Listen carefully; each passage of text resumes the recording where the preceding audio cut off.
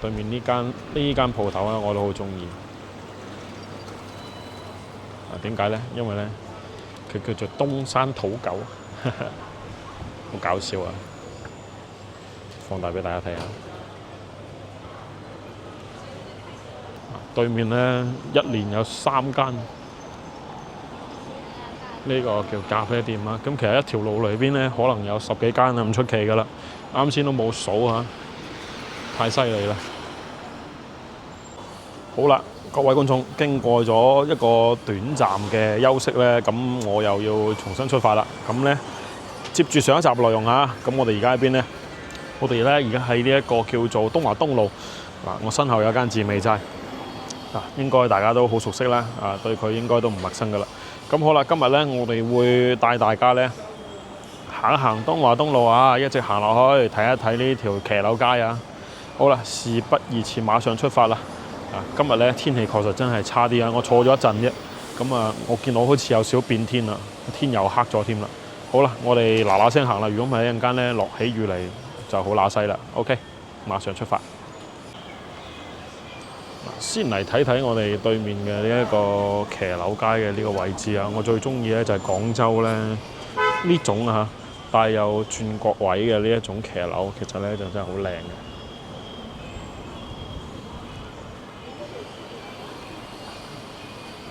好，而且咧最有趣嘅係咧呢種騎樓咧，特別喺呢度啊，我覺得係維護得相對係比較好啊。點解咧？因為咧上邊仲有用啊，下邊咧亦都變成個商鋪。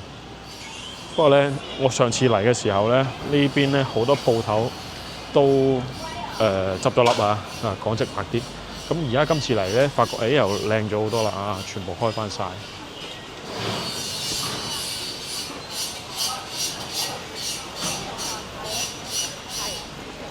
基本咧都係做咖啡啊、食飯啊，即係小餐館啦，或者咖啡館啦咁樣為主。呢間聽講好出名㗎，叫蟹心堡啊。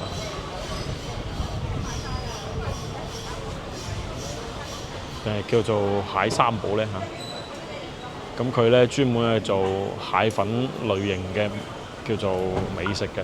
咁有飯啦，有麵啦，有雲吞啦咁。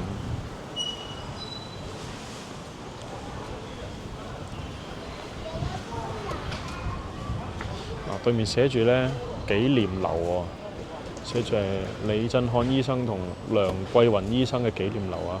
好神奇，好有趣。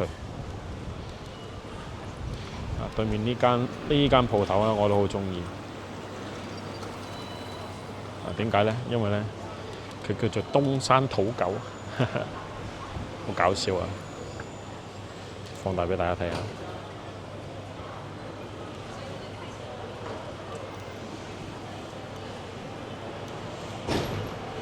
呢邊咧，周邊環境都會有好多呢啲咁樣好有趣嘅小店。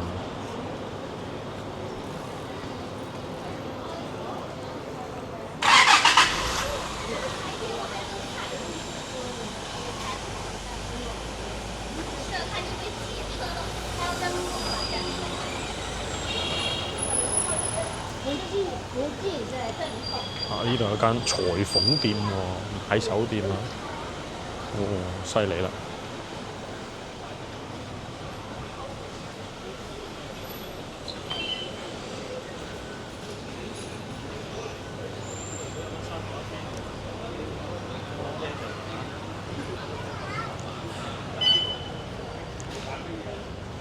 呢邊鋪頭全部咧都整得好好啊！裝修得好靚，一睇就知道係做年輕人嘅生意啦，係咪？呢邊咧有啲文創啊，賣奶茶啊，呢個咧賣缽仔糕啊，陳雙記啊，對面咧裝修得好靚，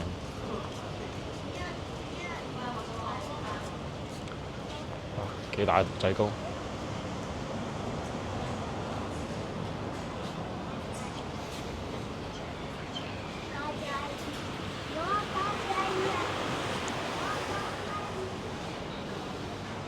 嗱，好明顯咧有修葺過、修整過，地下啲磚咧好復古啊！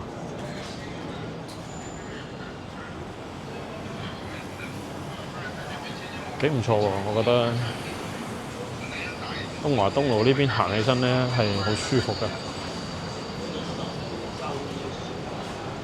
呢一段啊係行得幾靚幾舒服嘅，同埋而家咧又興翻呢種啊，我哋80、90年代嘅時候嗰啲後生仔最中意玩嘅貼紙相啊，唔知你有冇影過啦？以前咧喺荔灣廣場好多啊，又係時代嘅一個記憶嚟嘅。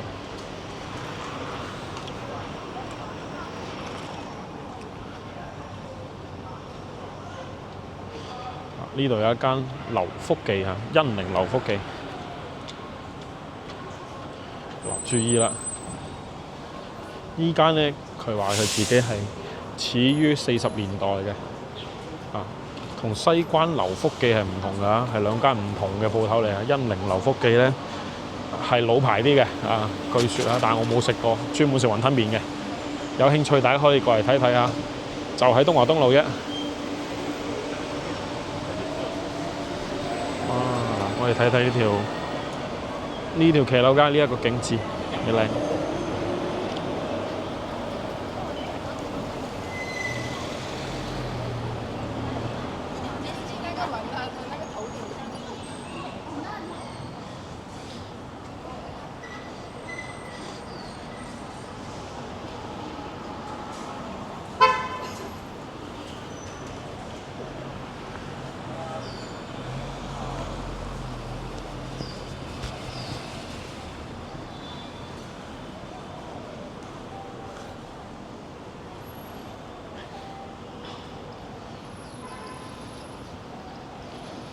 對面咧一連有3間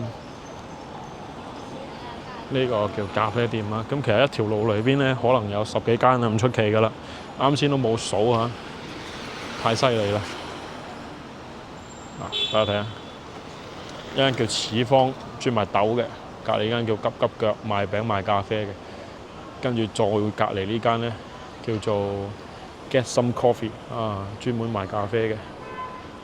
應該係有4間嘅，不過咧第4間即係我哋最左手邊嗰間冇開到啊，所以我哋見到而家路上面就一條咁嘅街啊，3、4個鋪位，基本上全部都係攞嚟做呢一個咖啡店嘅。遙想當年咧，應該講緊喺08年嘅時候啊，我仲讀緊大學咧，咁我就已經開始咧染上咗咖啡癮啊！咁咧就因為屋企人影響，所以咧就開始飲咖啡咁最大嘅問題係咩咧？就係當時咧，其實咧飲咖啡嘅呢個文化咧，喺國內其實係並唔係好盛行嘅嚇。講緊08年10年啊咁嘅呢段時間啊。咁所以咧好多嘢買唔到嘅，包括一啲沖咖啡嘅一啲器具啦，一啲高級嘅咖啡豆啦，或者我哋叫做專門做手沖嘅豆啦，冇㗎嚇。咁以前咧我就萌生一個好大嘅膽嘅想法，就點解當時冇人去專門喺國內去為咖啡呢個東西講故事咧去為佢叫做做呢一個咖啡文化咧果然幾年之後呢件事就迅速爆發啦。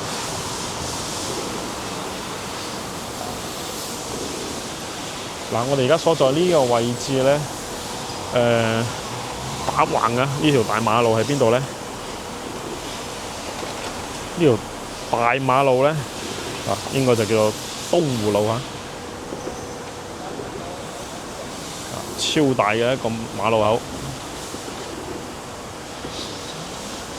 雖然前面冇車但係咧我哋都遵守一下交通規則。點解會前面冇車咧？俾大家望一望啦，唔知大家睇唔睇到啊？遠處呢個位置啲車咧塞死晒轉彎車輛咧塞住咗直行車輛。所以咧呢度啊4車道嚟嘅，一部車都冇，過得啦。嗱，上面咧就係內環路啦。呢條內環路咧直通邊度咧？直通我哋 CBD 珠江新城。一落去就黃埔大道啦。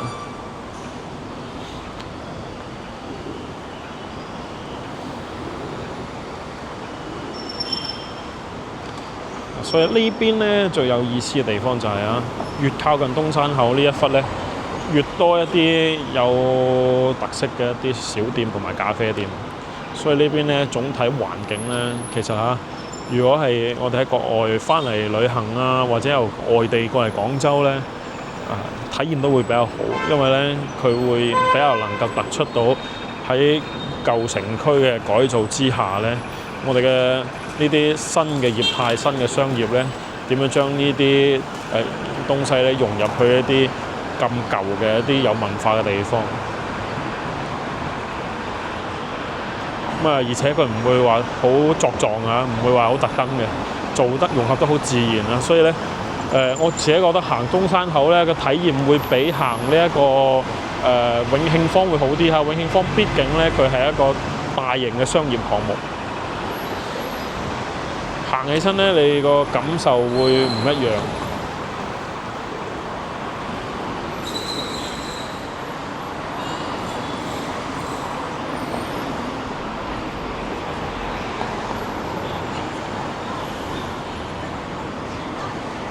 呢個紅燈夠晒耐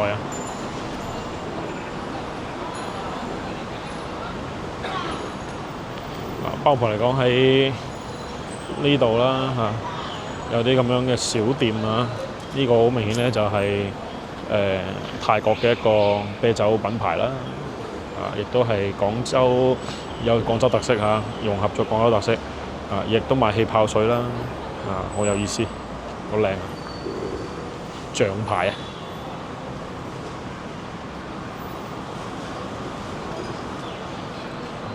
呢間咖啡店都好靚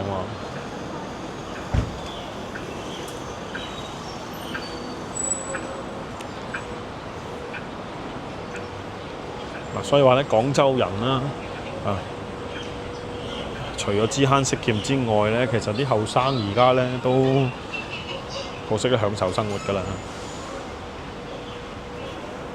又有一間咖啡店，哇！真係〜而且每一間咧裝修都好靚嘅喎。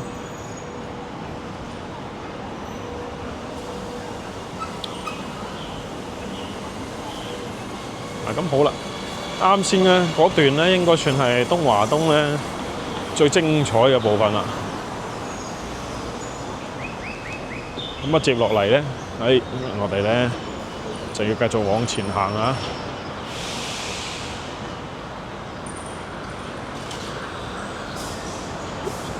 不過接落嚟嗰部分咧，可能就冇咁精彩啦。就係我哋好熟悉嘅廣州老城區呢個路口，所以要行快啲先得。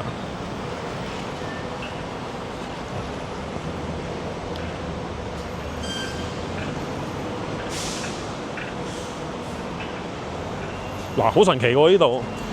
呢個又係呢個叫做咩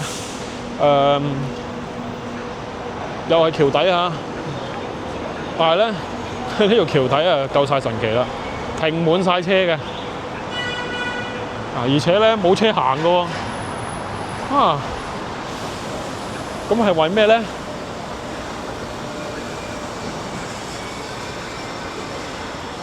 俾大家睇下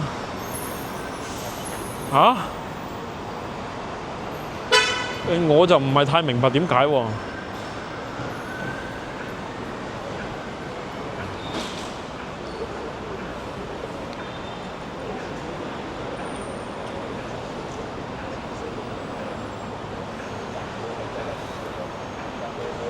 哇！呢度冇車行㗎，所以咧我照過啦。咁前面呢度就唔得都夠晒神奇呢條咧應該係睇路牌咧，叫做東華北路喎。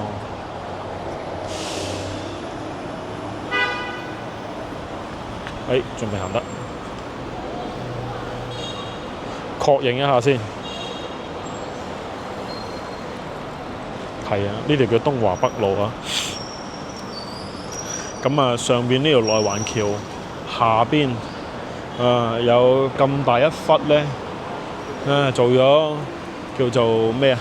橋底停車場啊！唉，犀利啊！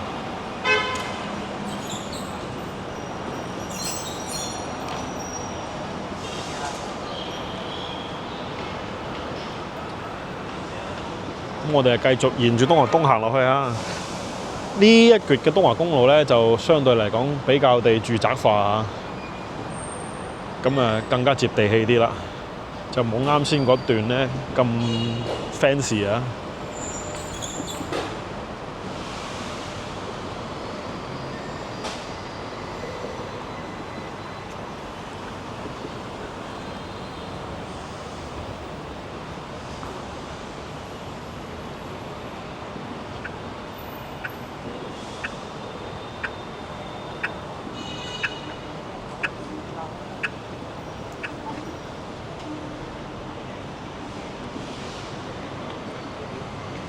呢邊咧基本上係以住宅為主啦，底商咧基本上都係為民服務嗰啲啦嚇。呢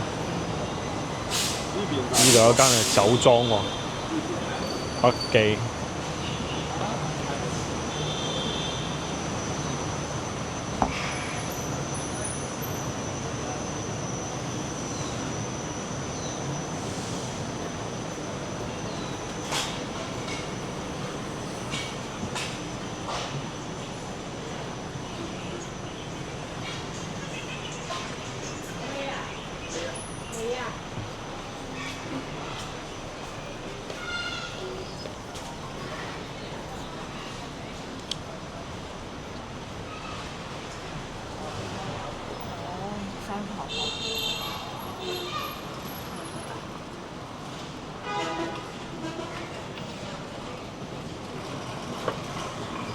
東華東咧喺我印象中，除咗我哋前面嗰段之外咧，咁我哋睇翻後邊呢邊咧，基本上咧都冇乜太大變化。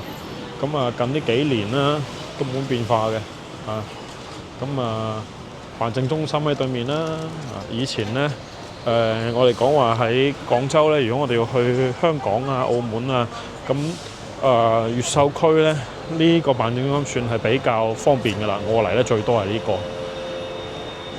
後尾咧，廣州咧將呢件事咧即係智能化咗啦。咁點咧？周圍都會有嗰啲叫做自助簽注機啊。所以咧就多咗好多個唔同嘅地方啊。最近嘅就譬如話我哋去到程家寺啊，咁其實佢都有個出入境中心啊。咁嗰度咧就有自動機啦，而且咧自動機24小時啊，即簽即攞，好方便噶啦。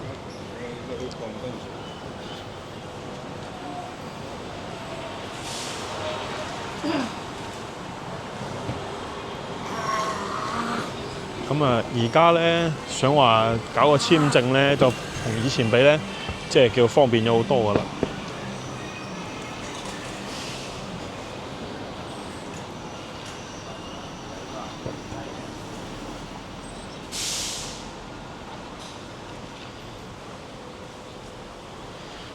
嗱，一個路頭一路尾啊，大家睇出嚟啊。東華東咧越往後行咧，越冇咁靚仔啊！嗱，呢邊咧啲面貌咧就差啲啦嚇，同啱先比。不過咧就更原汁原味啊，更加老城區嘅味道啦。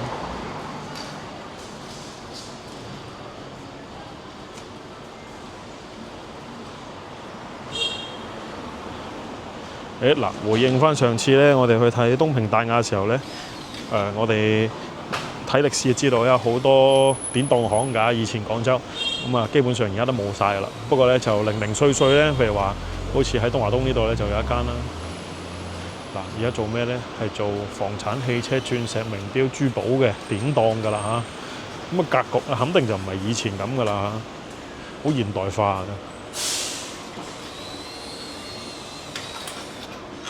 好似去到銀行櫃台咁噶啦。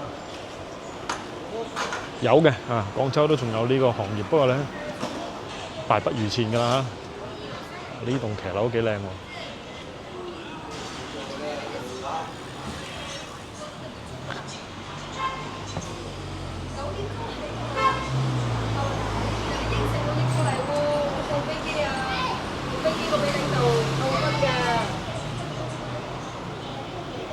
快餐啊！快餐咯，快餐咯。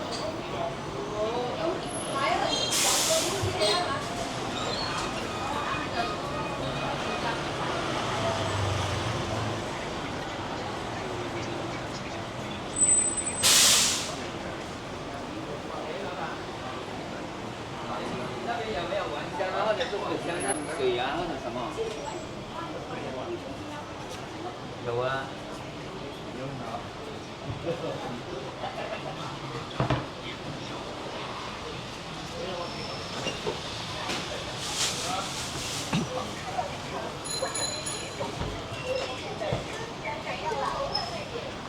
哇，好原始啊！仲用呢個木板咧做呢個鋪頭嘅個閘啊，已經好耐冇見到呢一種形式啦。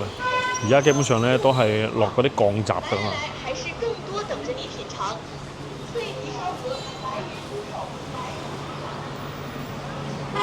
我記得以前屋企樓下嗰個士多鋪咧，就係咁噶啦。行翻出嚟東華東路之後，繼續往前行咧就東華西路啊。嗱咁啊，行一小段咧，啊。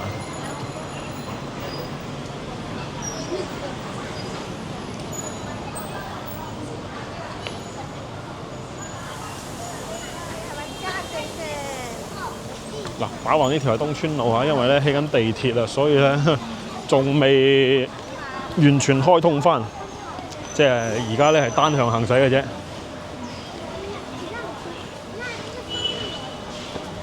要等到幾時咧？唔知啊。等條地鐵挖好之後咧，東川路應該就會恢復翻呢個雙向通行噶啦。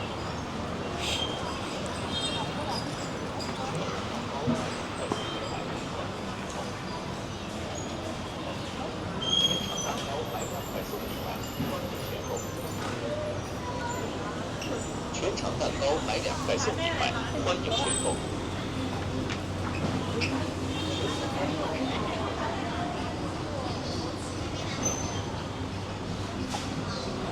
哇！你芒果好靚啊！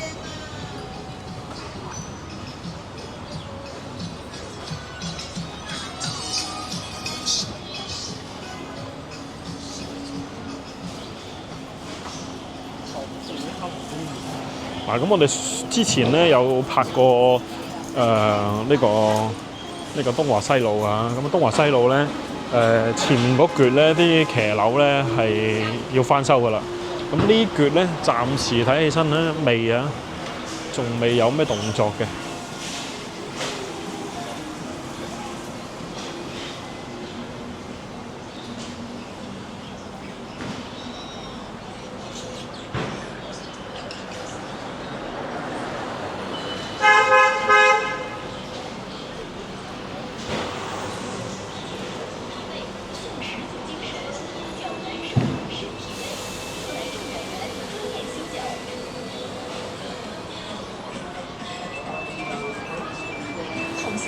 好消息！郑圆圆专业修脚房优惠活动开始了，能使家中利息。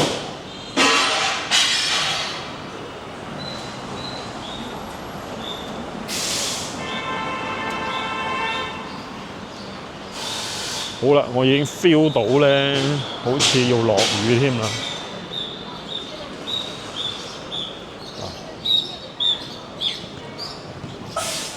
咁我哋過一個馬路啊，呢度斑馬線，俾大家睇睇呢邊嘅騎樓街。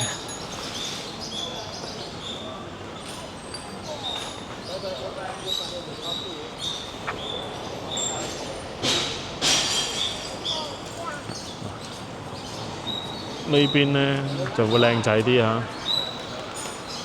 呢一小段啦，稍微會比前面嗰段會好啲，所以咧呢段咧應該係唔使點翻修住嘅。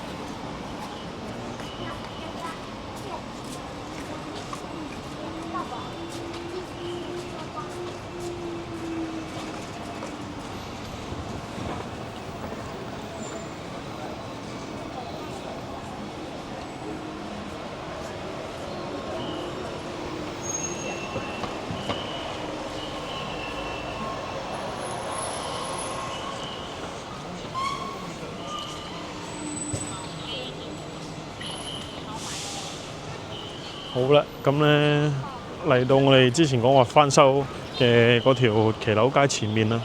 咁我哋睇睇時間，今日咧視頻都差唔多啊，成條東華東路行晒，仲行咗小橛東華西。嗱，咁啊帶大家咧翻嚟廣州呢度啊，實時去睇翻咧我哋廣州嘅一啲新動態啊，新嘅一啲面貌。OK 啦。嗱，咁今日我哋先睇住咁多先啦。嗱，每日都會更新嘅，所以咧，如果唔想錯過嘅話咧，大家咧要點個訂閱嚇，中意我哋視頻亦都可以點個 like 之後轉發出去俾更多人知道。